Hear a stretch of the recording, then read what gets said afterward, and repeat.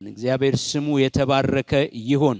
እንግዲህ አንደኛ ቆሮንቶስን የተማርን አሁን ዛሬ የምንመለከተው ምዕራፍ 10 ነው። ግን ወደ ኋላ ትንሽ ለመከለስ ያህል ከምዕራፍ 8 ጀምሮ እስከ 10 ያለው ተመሳሳይ አንድ ሐሳብ ላይ ነው ሐዋርያ ጳውሎስ እየተናገረ ያለው። ምዕራፍ 8 ላይ ባለፈው ስንመለከት እንደነበረ በቆሮንቶስ አማኞች መካከል ለጣዖት ስለተሰዋ ስጋ መብላትና ያለመብላት በመካከላቸው ልዩነት ወይንም ደግሞ አለመግባባት ነበረ እና እሱ ላይ ነው ሐዋርያ ጳውሎስ ምክርን ትምህርትን ሲሰጥ የነበረው። ዕውቀት አለን የሚሉ ነበሩ። ጣዖት ምንም እንዳልሆነ እግዚአብሔር አንድ አምላክ ብቻ እንደሆነ የሚያውቁ አሉ።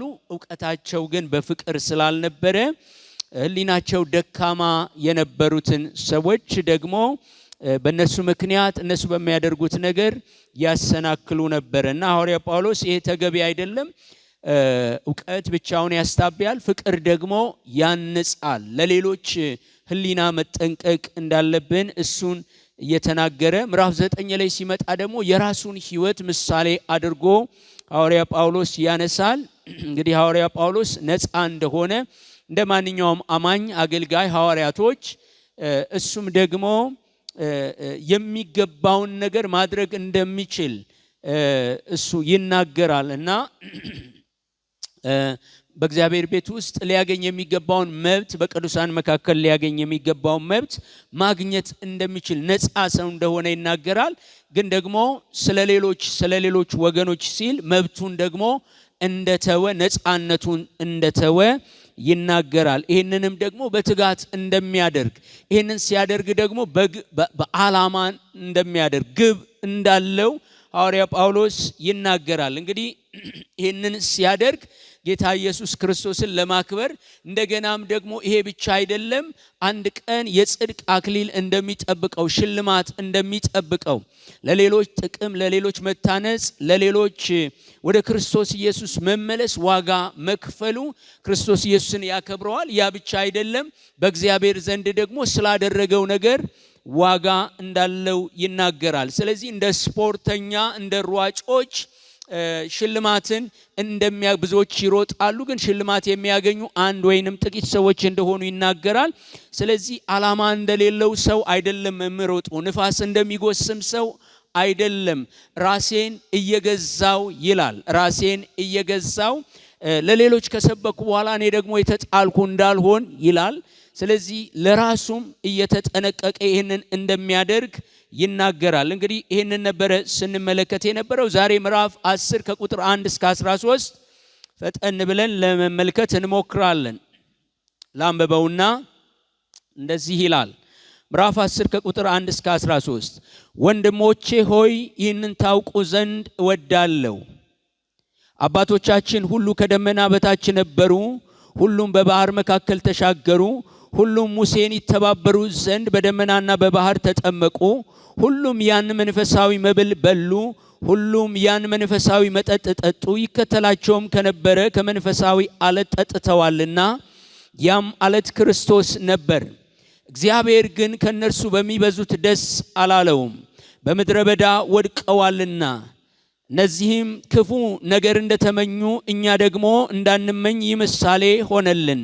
ሕዝቡም ሊበሉ ሊጠጡ ተቀመጡ፣ ሊዘፍኑም ተነሱ ተብሎ እንደተጻፈ ከነርሱ አንዳንዶች እንዳደረጉት ጣዖትን የምታመልኩ አትሁኑ። ከነርሱም አንዳንዶቹ እንደሴሰኑ በአንድ ቀን 2,000 ከ3,000 እንደወደቁ አንሴስን።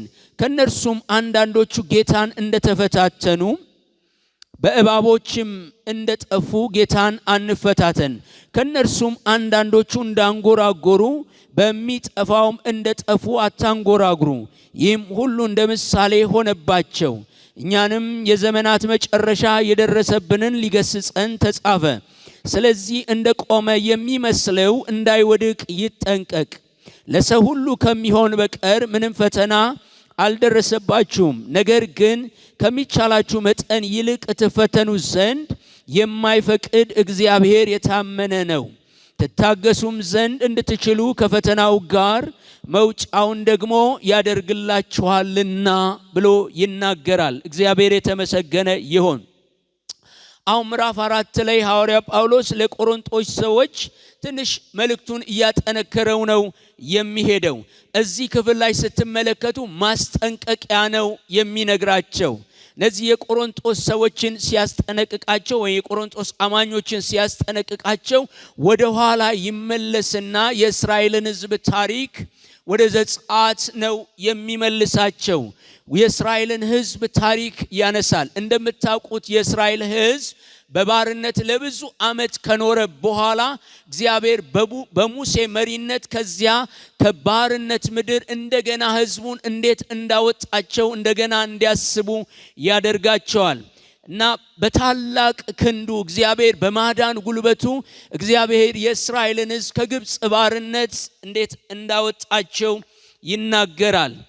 እነዚህ ከግብፅ ባርነት ነፃ የወጡ የእግዚአብሔርን ታምራት የእግዚአብሔርን ክንድ የእግዚአብሔርን ማዳን ያዩ እነዚህ እስራኤላውያኖች እግዚአብሔርን ደግሞ ባለመታዘዝ እግዚአብሔርን ባለመስማት እግዚአብሔርን በመበደላቸው እንደገና እግዚአብሔርን እንዴት እንዳስቆጡት የእግዚአብሔር ቁጣ በእነሱ ላይ እንደገና እንዴት እንደተገለጠ ይህንን ያነሳል።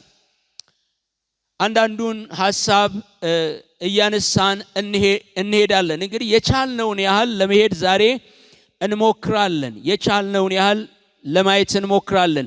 ምንድነው የሚለው? ቁጥር 1 ላይ እንዲህ ይላል፣ ወንድሞቼ ሆይ ይህንን ታውቁ ዘንድ እወዳለሁ።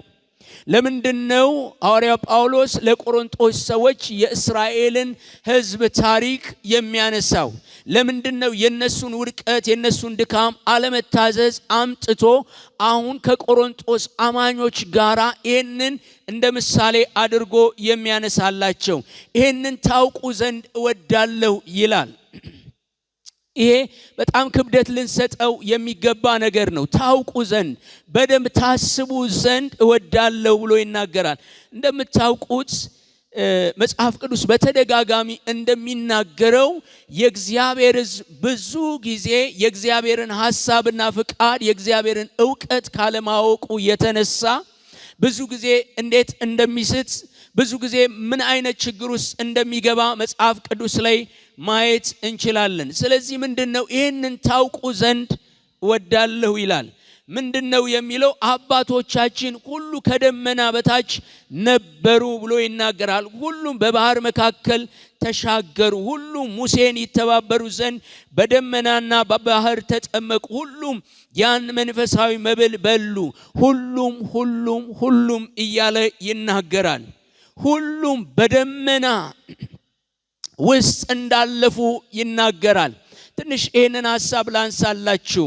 እዚህ ክፍል ላይ ሁሉም በደመና እንዴት እንዳለፉ ያነሳል። ከደመና በታች ነበሩ። ምን ማለት ነው? ሁሉም በእግዚአብሔር አመራር ውስጥ ነበሩ። በእግዚአብሔር ጥበቃ ውስጥ ነበሩ። በእግዚአብሔር ክብር ውስጥ ነበሩ። ይሄ ደመና የሚያሳየው የሚያመለክተን የእግዚአብሔርን ሽክና የእግዚአብሔርን ክብር እግዚአብሔር ከሕዝቡ ጋር እንዴት እንደነበረ ሄዳችሁ ማየት ትችላላችሁ። የእስራኤል ሕዝብ ከግብፅ ባርነት ከወጣ በኋላ በምድረ በዳ ሲጓዝ እግዚአብሔር ቀን በደመና አምድ ሌሊት በእሳት አምድ ይመራቸው ነበረ ይላል። ከነርሱ አይለይም። አብሮነቱ ከነሱ ጋር ነበር። እጁ ከነሱ ጋር ነበር። ስለዚህ የእስራኤል ሕዝቦች የእግዚአብሔርን ክብር አይተዋል።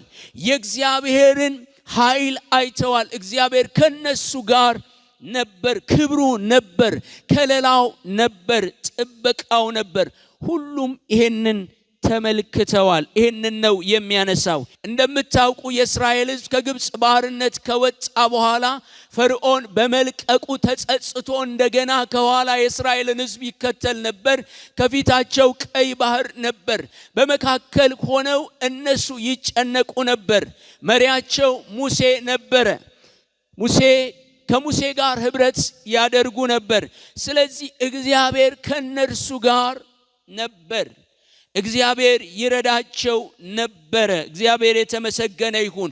ሁሉም የእግዚአብሔርን ማዳን የእግዚአብሔርን እጅ የእግዚአብሔርን ታምራት አይተዋል። ወገኖቼ አንዳንድ ጊዜ ዞር ብላችሁ ስትመለከቱ በአዲስ ኪዳን ያለን ሰዎች ፊዚካሊ እንደነሱ አይነት ታምራቶችን አላየንም።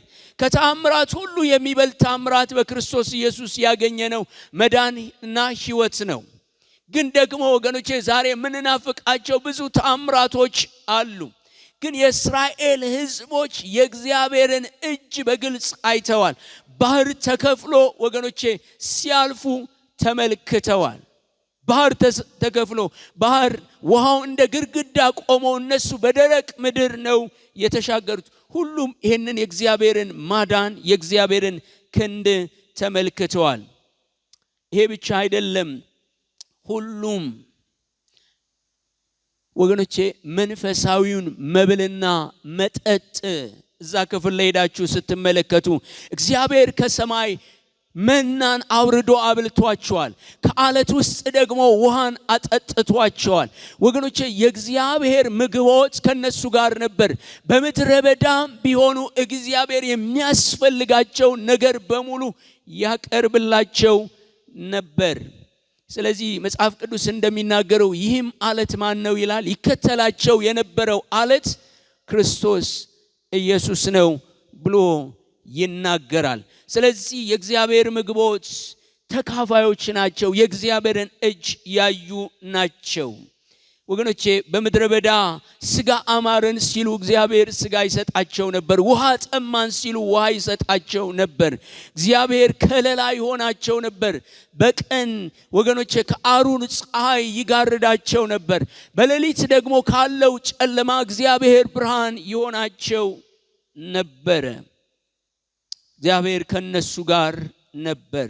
እንግዲህ ይሄንን እውነተኛውን መብልና መጠጥ ወገኖቼ ወደ አዲስ ኪዳን ስንመጣ ዮሐንስ ምዕራፍ 6 ከ30 እስከ 36 ላይ ሄዳችሁም ስትመለከቱ ኢየሱስ ክርስቶስ ሲናገር እሱ የሕይወት እንጀራ እንደሆነ እርሱ ኢየሱስ ክርስቶስ ራሱ የሕይወት ውሃ ምንጭ እንደሆነ ወገኖቼ አለቱ ክርስቶስ ኢየሱስ ነው ማለት ኢየሱስ ክርስቶስ በብሉይ ኪዳን ቴዎፋኒ ማለት ኢየሱስ ክርስቶስ ወገኖቼ ከሕዝቡ ጋር በተለያየ ስፍራ ሲሆን ታያላችሁ። በስጋ ከመገለጡ በፊት ከእስራኤልም ሕዝብ ጋር እርሱ እንደነበረ ማየት እንችላለን። እግዚአብሔር የተባረከ ይሁን።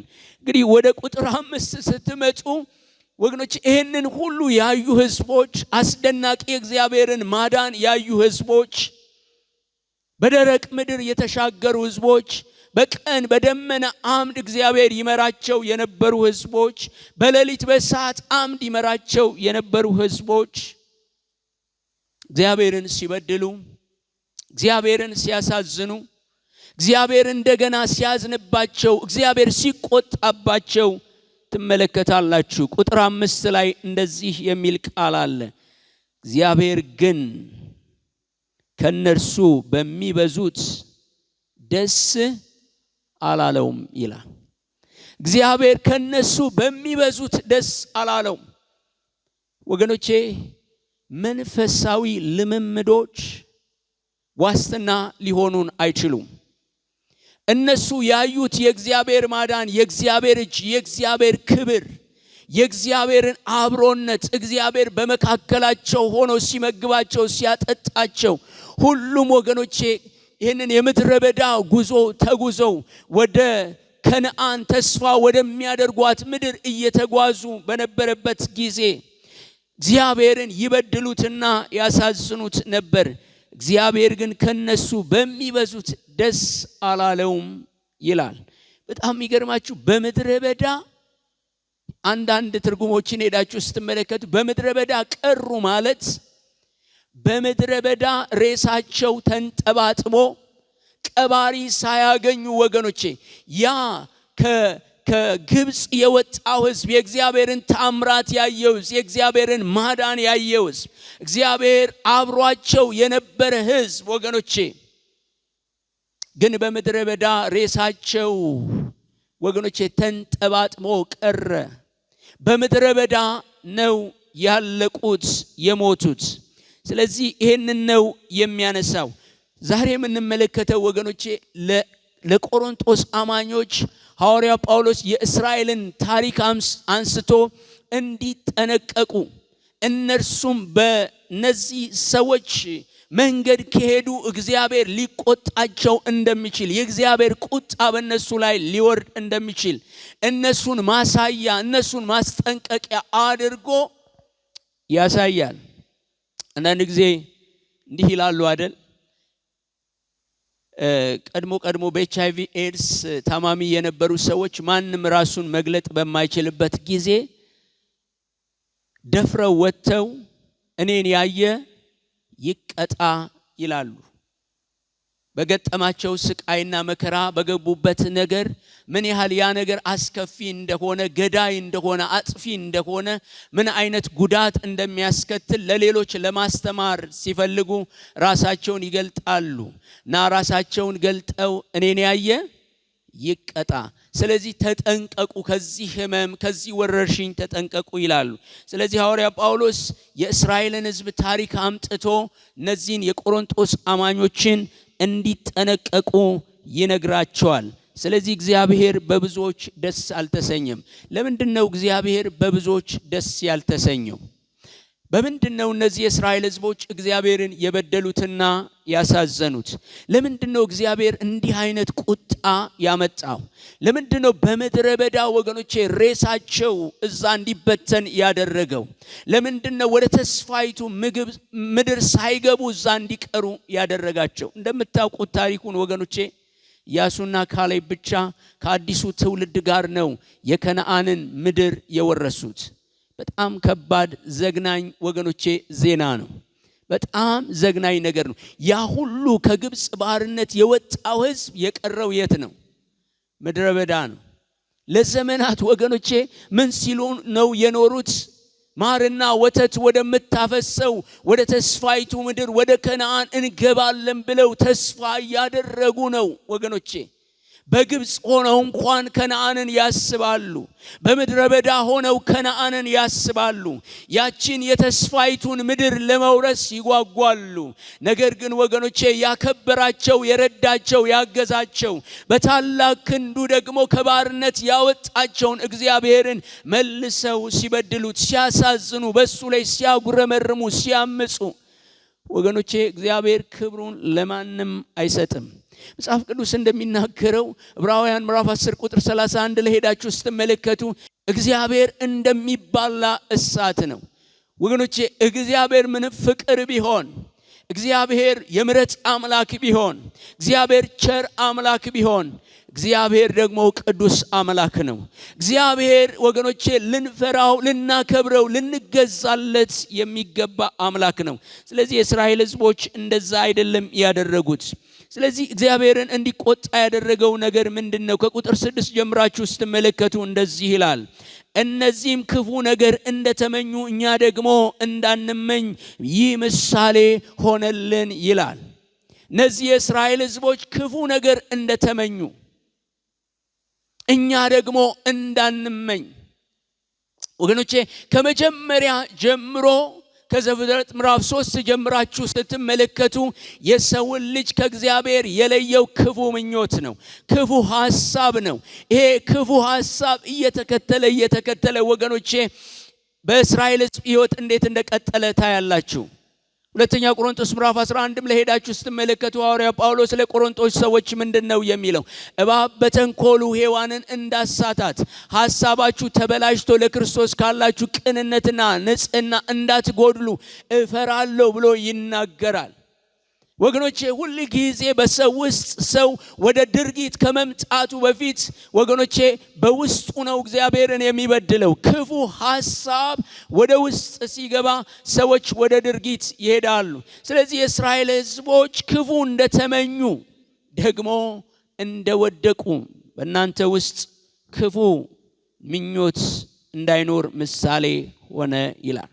እንደዚህ ነው የሚለው። ሕዝቡም ሊበሉ ሊጠጡ ተቀመጡ፣ ሊዘፍኑም ተነሱ ተብሎ እንደተጻፈ ከነርሱ አንዳንዶች እንዳደረጉት ጣዖትን የምታመልኩ አትሁኑ። ከነርሱም አንዳንዶች እንደሴሰኑ በአንድ ቀን 2,000 ከ3,000 እንደወደቁ አንሴስን። ይሄ 2,000 ከ3,000 የሚለው 23,000 ማለት ነው። 1,000 10,000 ነው። 1,000 10,000 ነው። 2,000 ከ3,000 ሄዳችሁ ዘጸአት ላይ ስትመለከቱ 24,000 ሰዎች ናቸው እንደጠፉ የሚናገረው እና 23ቱ በአንድ ቀን እንደጠፉ 1,000 ደግሞ በሁለተኛው ቀን እንደጠፉ እንመለከታለን። ሄዳችሁ ስትመለከቱ ከጊዜ አኳያ ታሪኩን ነግራችኋለሁ። ዘጸአት ምዕራፍ 32 ላይ ከ1 እስከ 6 ሄዳችሁ ስትመለከቱ የእስራኤል ሕዝብ መሪ ሆኖ እግዚአብሔር ያስቀመጠው የቀባው ሙሴ ከእግዚአብሔር ጋር ለመገናኘት ወደ ሲና ተራራ ወጥቶ ባለበት ጊዜ ከሙሴ ጋር ደግሞ አብሮ አፍ ሆኖ የሚያገለግለው አሮን ከሕዝቡ ጋር ነበር እና የእስራኤል ሕዝብ ሙሴን ይጠብቅ ነበር። ሙሴን እየጠበቀ የሆነው ነገር ሙሴ በዘገየ ጊዜ እንደዚህ ነው ያሉት፣ ከግብፅ ያወጣን ሙሴ ዘግይቷል። ስለዚህ ጣዖት ስራልን፣ ከዚህ በኋላ ጣዖትን እያመለክን ጣዖት እየመራን ወደፊት መሄድ እንፈልጋለን ብለው ነው። ጥያቄያቸው ራሱ ወገኖቼ በጣም እግዚአብሔርን ያሳዝናል። የእስራኤልን ሕዝብ ከግብፅ ያወጣው ሙሴ አይደለም። ሄዳችሁ ስትመለከቱ መጽሐፍ ቅዱስ ላይ እንን ታገኛላችሁ። ዘጸአት 20 ቁጥር 2 ላይ የእስራኤልን ሕዝብ ከባርነት ያወጣው የሰራዊት ቅዱስ ልዑል እግዚአብሔር ነው። በብርቱ ክንዱ ሕዝቡን ከግብፅ ባርነት ያወጣው እግዚአብሔር እንደሆነ ዘጸአት ምዕራፍ 20 ቁጥር 2 ላይ ሄዳችሁ ትመለከታላችሁ። እነሱ ግን ምንድነው ያሉት? ከግብፅ ባርነት ያወጣን ሰው ሙሴ ይላሉ። ያ ሰው ሙሴ ዘግይቷል።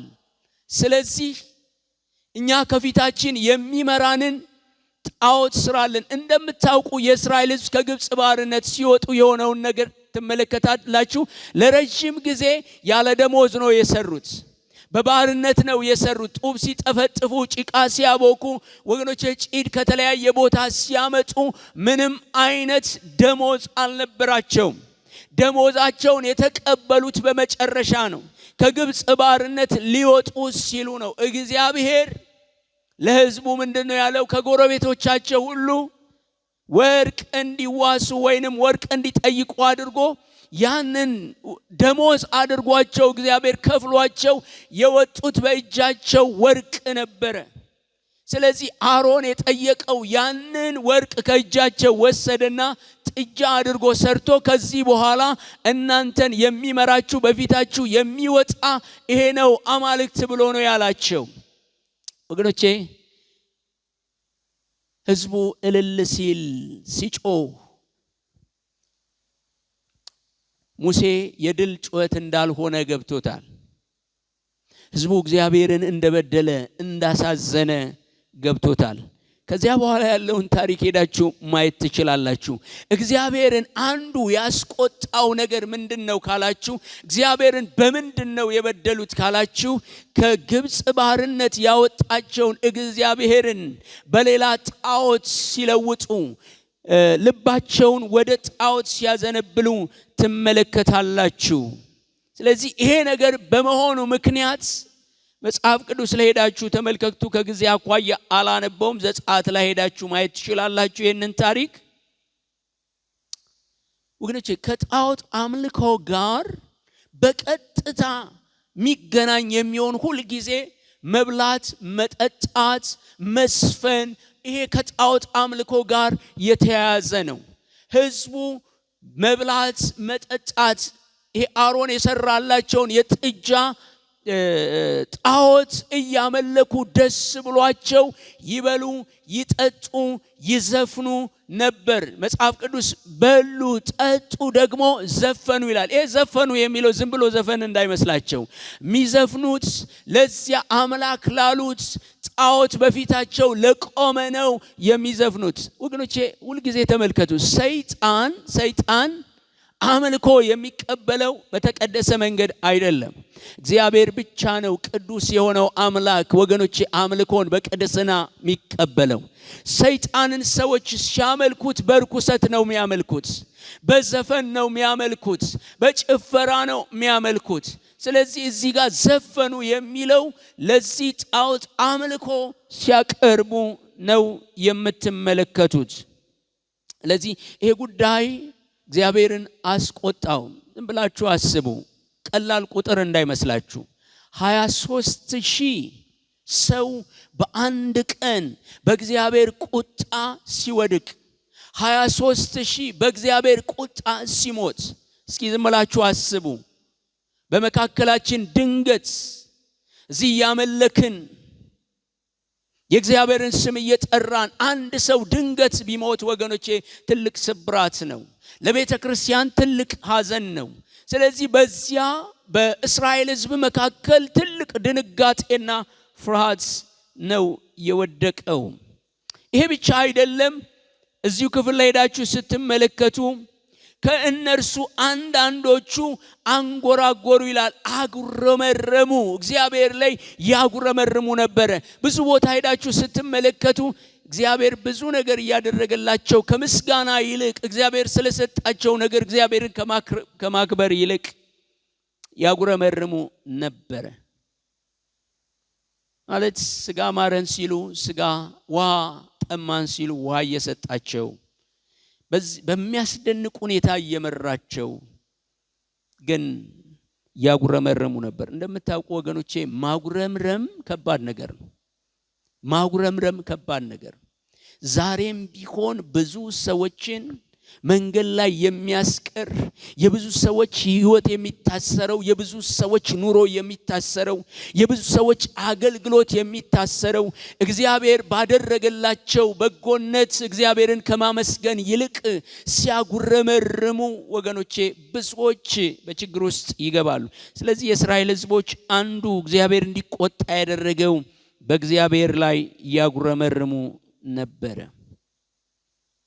ከዚህ የተነሳ ብዙዎች እንደጠፉ ይናገራል።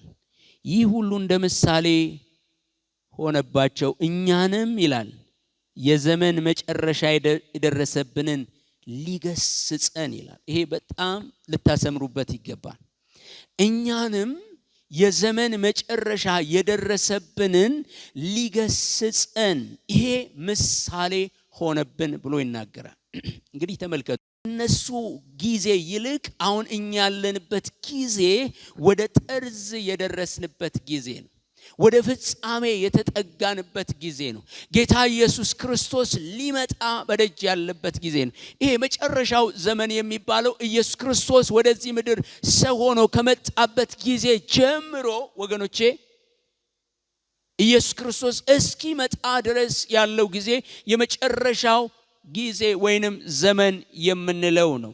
ይህንን ጊዜ ግን በዚህ ቀን ነው በዚህ ጊዜ ነው ብለን መቁረጥ አንችልም። ግን በጣም ጊዜው በደጅ እንደሆነ የሚያሳይ እንደሆነ እንመለከታለን።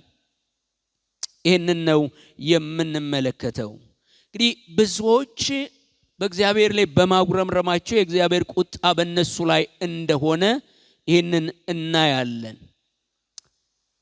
ከቁጥር 11 እስከ 13 ድረስ ያለውን ላንሳላችሁ። እንደዚህ ይላል፣ የዘመን መጨረሻ የደረሰብንን ሊገስጸን ተጻፈ። ስለዚህ እንደቆመ የሚመስለው እንዳይወድቅ ምን ይሁን? ይጠንቀቅ። እንደቆመ የሚመስለው እንዳይወድቅ ይጠንቀቅ።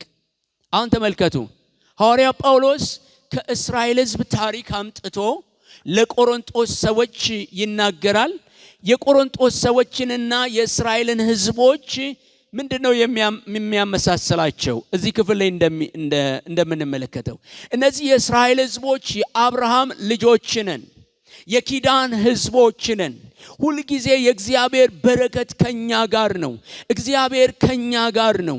ምንም ነገር ብናደርግ እግዚአብሔር አይተወንም የሚል አጉል ትምክህት አላቸው።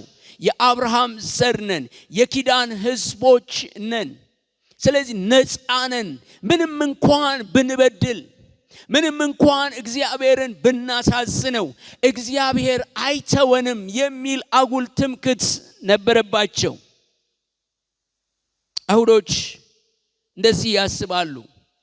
ብዙ ቦታ ሄዳችሁ ስትመለከቱ በአይሁድነታቸው የኪዳን ሕዝብ በመሆናቸው ሕግ ከነሱ ዘንድ ስለሆነ ኢየሱስ ክርስቶስ በስጋም ከነሱ ዘንድ ስለተወለደ ይመካሉ። ትክክለኛ ያልሆነ ትምክህት አለባቸው። ስለዚህ ጸንተን እንቆማለን፣ ከእግዚአብሔር ጸጋኛ ሊጥለን ሊያንሸራትተን የሚችል ነገር ከቶ ሊኖር አይችልም፣ አንወድቅም የሚል ትምክህት ነበራቸው። ግን ታሪኩን በደንብ ስትመለከቱ፣ መጨረሻቸውን ስትመለከቱ በኃጢአት ሁልጊዜ የሚሸነፉ የሚወድቁ እጅግ አሳዛኝ ህዝቦች ናቸው። እንደ እስራኤል ህዝብ እግዚአብሔርን የሚበድል ህዝብ ወገኖቼ ለማየት ያስቸግራል። የእግዚአብሔርን ታምራት፣ የእግዚአብሔርን ድንቅ፣ የእግዚአብሔርን ማዳን እያዩ ወገኖቼ ይሄ ሁሉ ነገር የሆነው እነሱ የተለዩ ሰዎች ስለሆኑ ሳይሆን የእግዚአብሔር ኪዳን የተለየ ስለሆነ ነው። አሜን። እግዚአብሔር ከስሙ የተነሳ በእነሱ ላይ ከገባው ኪዳን የተነሳ ነው እንጂ እነዚህን ታምራቶች የሚያደርገው እነሱ ቅኖች ስለሆኑ፣ ንጹሖች ስለሆኑ፣ ታማኞች ስለሆኑ አይደለም። የሚታወቁት እግዚአብሔርን በመበደል ነው። ስለዚህ የእስራኤልን ህዝብ ታሪክ ስንመለከት መንሸራተት ነው፣ መውደቅ ነው፣ እግዚአብሔርን መበደል ነው፣ ማጉረምረም ነው። ታዲያ ከቆሮንቶስ አማኞች ጋር ምንድነው የሚያመሳስላቸው ካላችሁ፣ የቆሮንቶስ አማኞችም በራሳቸው ይታበዩ ነበር።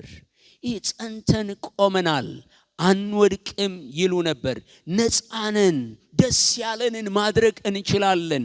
አሁን በእኛ ዘመን እንደሚባለው በጸጋ ድነናል፣ አንጠፋም፣ ስለዚህ እንደፈለግን መሆን እንችላለን። አጉል የሆነ ትምክህትና ትዕቢት ነበረባቸው። ለዚህ እኮ ነው ሄዳችሁ ስትመለከቱ ምዕራፍ 3 አካባቢ ሐዋርያ ጳውሎስ ምንድነው የሚለው? ታቢያቸዋል ይላል አይደል? በመካከላቸው እርኩሰት እያለ፣ ነውር እያለ፣ እግዚአብሔር የሚያዝንበት ነገር በመካከላቸው እያለ ያንን ነገር ከመጸየፍ ከመናቅ ይልቅ በእግዚአብሔር ፊት በንስሐ ከመውደቅ ይልቅ በነበራቸው ነገር የሚኩራሩ ነበሩ። በመካከላቸው ባለ የተለያየ ጸጋ ስጦታዎች የሚመኩና የሚታበዩ ነበሩ። ስለዚህ ነው እንደ ቆመ የሚመስለው እንዳይወድቅ። የእስራኤልም ሕዝብ እንዲህ አይነት ስቢት ነበራቸው። ግን ምን ሆነዋል? ወድቀዋል፣ በምድረ በዳ ቀርተዋል። እዚህ ክፍል ላይ የሚናገረው ከድነት ጋር አያይዛችሁ ቶሎ እንዳታዩት እፈልጋለሁ። ማለት የእስራኤል ሕዝብ በምድረ በዳ ወድቀዋል ማለት የእግዚአብሔርን ቅጣት ነው የሚያሳየው። ወገኖቼ እግዚአብሔር ዛሬም ቅዱስ ነው። አሜን። ዛሬም ይቀጣል እኮ እግዚአብሔር አይቀጣም? እግዚአብሔር ግለሰቦችን ይቀጣል፣ ማህበርን ይቀጣል፣ ሀገርን ይቀጣል።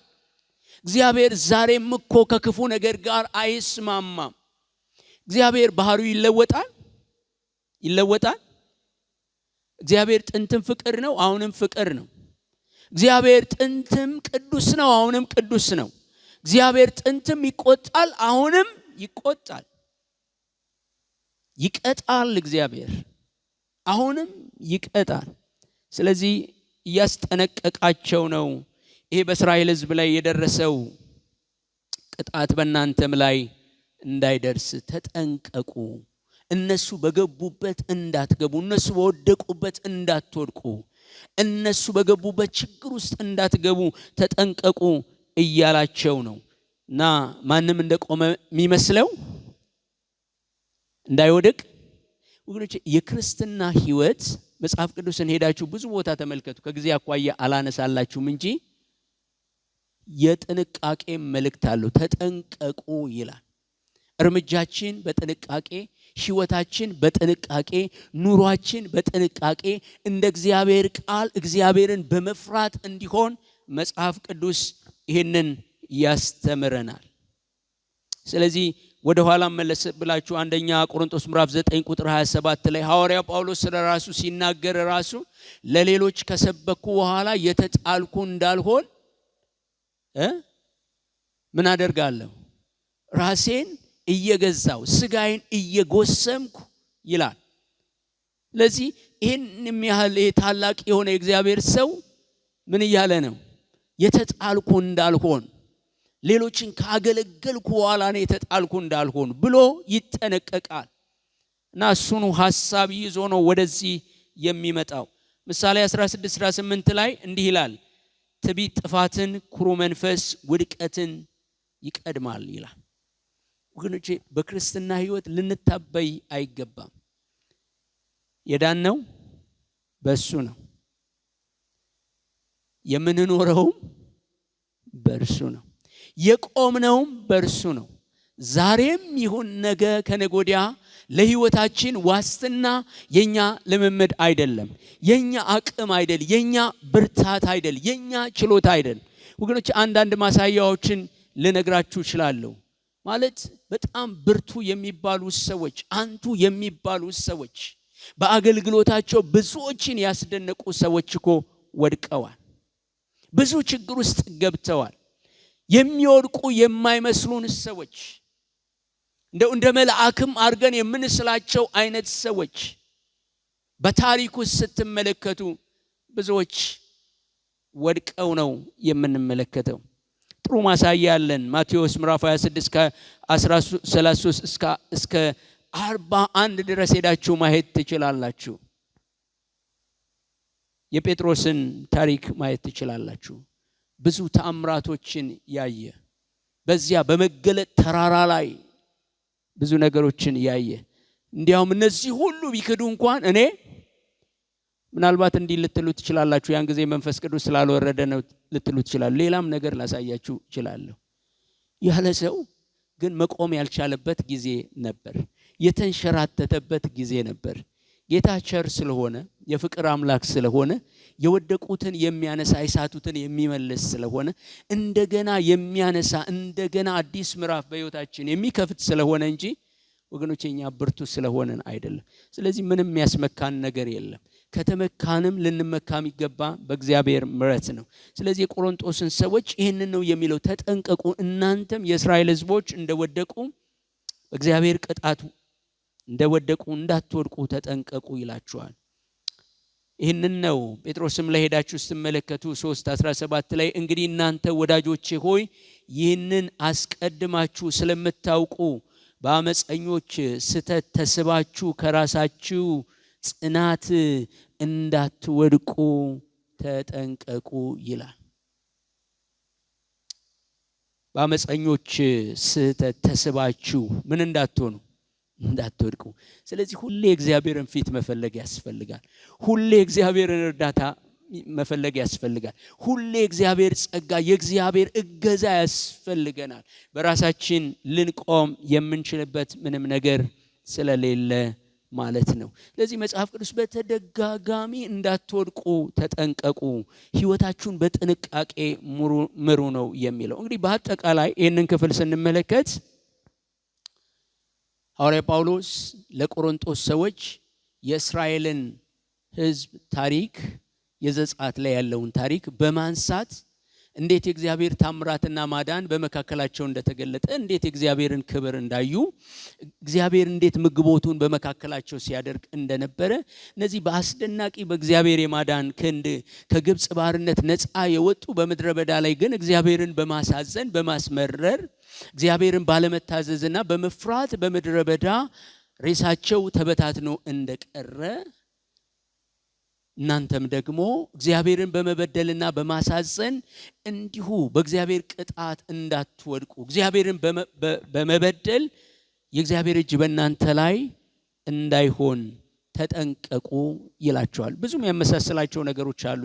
የቆሮንቶስ አማኞችና የእስራኤልን ሕዝብ ታሪክ እንግዲህ እየተነጋገርን ያለነው ለጣዖት ስለተሰዋ ስጋ መብላትና ያለ መብላት ነው። የመጡት ራሱ ከጣዖት አምልኮ ነው። አሁንም ልባቸው ወደ ጣዖት አምልኮ የሚያዘነብል ብዙ ሰዎች አሉ በቤተ ክርስቲያን ውስጥ።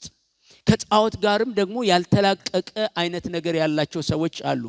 ለዚህ በሁለት እግር ስላለን ሁለት ዛፍ ላይ መውጣት እንደማንችል ሁሉ ጥለው የመጡትን ነገር ደግሞ ያልጣሉት ደግሞ በእግዚአብሔር ቤት ውስጥም ገብቶ ሙሉ በሙሉ ወደ እግዚአብሔር ነገር ያልገቡ እንደዚህ የሚዋልል ነገር ያላቸው ሰዎች አሉ። ዛሬም ቢሆን ወገኖቼ ከዓለም ወተን አይደል ወደ እግዚአብሔር ቤት ውስጥ የመጣ ነው። ደግሞ በእግዚአብሔር ቤት ውስጥም ሆነን ዓለማዊነትን የዓለም ህይወትን ምን ለማመድ ሰዎች ልንኖር እንችላለን። ወገኖቼ የእግዚአብሔር ትዕግስት ለመዳናችን ነው። አሜን። እግዚአብሔር የሚታገሰው ለመዳናችን ነው። እግዚአብሔር የሚቆጣም አምላክ እንደሆነ እንድታስቡ ፈልጋለሁ። የቆሮንቶስን ሰዎች ይሄንን ነው የሚያሳስበው። ለዚህ ይሄንን እንድናስብ እፈልጋለሁ። በጸጋ የዳንን ህዝቦች ብንሆንም የእግዚአብሔር ምሕረት የበዛልን ሰዎች ብንሆንም እግዚአብሔር ከኛ ጋር ያለ በነገር ሁሉ እየረዳን ያለን ህዝቦች ብንሆንም እግዚአብሔር በመበደል ግን የእግዚአብሔር ቁጣ በህይወታችን ላይ እንዳይመጣ ልንፈራ ልንጠነቀቅ ይገባናል። ብርሃን የበራልን ህዝቦች በጥንቃቄ ነው መመላለስ ያለብን። አሜን። እግዚአብሔር ይርዳን ወገኖቼ። ይህንን ነው ለቆሮንቶስ ሰዎች የሚላቸው። ለኛም ዛሬ ይሄ ነው የሚተርፈን ወገኖቼ። የእስራኤል ህዝብ እንደወደቀ ደግሞ ሐዋርያ ጳውሎስ የቆሮንቶስ አማኞችን እንዳስጠነቀቀ ዛሬም እግዚአብሔር በዚህ ምሽት እኛን ያስጠነቅቀናል። የሚያስጠነቅቀን ምንድነው? እግዚአብሔርን ባለመታዘዝ፣ እግዚአብሔርን ባለመፍራት፣ በማጉረምረም ከእግዚአብሔር ነገር እንዳንወድቅ እንድንፈራ እንድንጠነቀቅ እግዚአብሔር ይርዳን።